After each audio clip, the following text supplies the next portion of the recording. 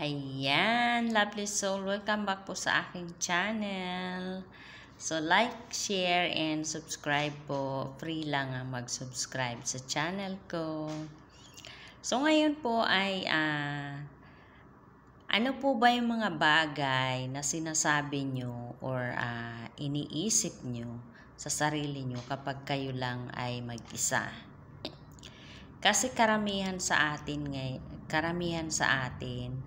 yung kapag may mga taong nakatingin or may mga taong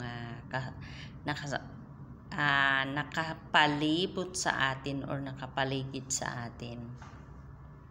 Ang sinasabi natin about sa ating sarili is lahat magagandang bagay, di ba? Yung kung saan gusto nating hangaan tayo ng ibang tao. Kaya magagandang bagay yung sinasabi natin about sa ating sarili kapag may mga taong nakatingin. Pero kapag tayo ay mag-isa na, or when you are being alone, when you are on your own self, ano po ba yung mga sinasabi nyo or kino-confess nyo about sa sarili nyo? Mahalaga pong malaman nyo na dapat when you are alone, dapat ang mga bagay na iniisip mo, sinasabi mo about sa sarili mo is mga positive. Okay? Kasi yung mga bagay na iniisip mo or sinasabi mo about sa sarili mo is yun din yung naa-attract mo.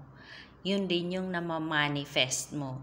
So, kaya, tingnan mo ngayon ang buhay mo, kung ano ba yung nangyayari sa sarili mo or sa buhay mo.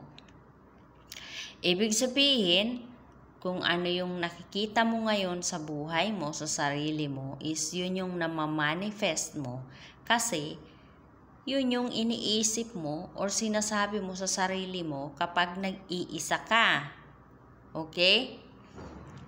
So, kaya dapat, ang mga bagay na sasabihin mo about sa sarili mo or about sa gusto mong mangyari sa buhay mo is dapat positive lang. Para yung mamamanifest mo is mga positive din or mga magagandang mangyayari sa buhay mo. Okay? So, kaya importante po kung ano yung iniisip mo at sinasabi mo sa sarili mo kapag mag-isa ka na lang.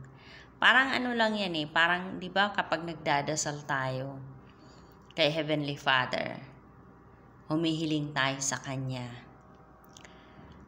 Ang sinasabi natin kapag nagdadasal tayo is lahat magagandang bagay na gusto nating mangyari sa ating sarili at sa kapwa natin. So, ibig sabihin, kapag ikaw ay mag-isa, nagko-confess ka sa sarili mo. So, kaya dapat, ang mga bagay na sasabihin mo about sa sarili mo is magaganda rin para ang maa-attract mo is mga magagandang bagay din. Okay po, lovely soul? Or mga magagandang mangyayari sa buhay mo. Okay? So, maging aware po kayo doon sa kung ano yung iniisip nyo or sinasabi nyo sa sarili nyo kapag mag-isa lang kayo. Kasi yun yung mamamanifest mo. Yun yung mangyayari sa buhay mo. Okay po, lovely soul? So, yun lamang po. Thank you for watching. God bless and I love you. Always think positive about your life and about yourself. Okay?